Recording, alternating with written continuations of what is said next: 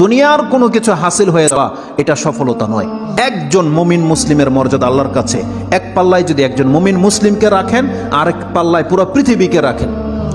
কেউ যদি পুরো পৃথিবীকে ধ্বংস করে দেয়, এটা আল্লাহর কাছে অত বড় অপরাধ নয়। একজন মুমিনকে যদি কেউ হত্যা করে, এটা যত বড় অপরাধ।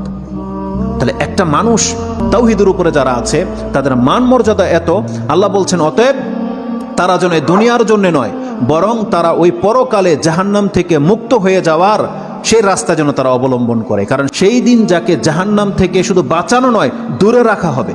ওয়াউদখিলাল জান্নাহ, আর যাকে জান্নাতে প্রবেশ করিয়ে দেওয়া হবে, আল্লাহ বলছেন ফাকাদে ফাজ, এই হলো সফল কাম। কারণ জান্নাত এমন একটা জায়গা, এটা হচ্ছে চির সুখের জায়গা। একবার শুধু কোনো ব্যক্তিকে জান্নাতে ঢুকিয়ে দিলে জীবনের যত পেরেশানি আছে সব দূর হয়ে যাবে, সব দূর হয়ে যাবে। তাহলে পরকালের ব্যাপারটা হচ্ছে এমন। আল্লাহ বলতেছেন সেই দিন যাকে জান্নাতে ঢুকিয়ে দেওয়া হবে, আল্লাহ বলছেন এই ব্যক্তি হচ্ছে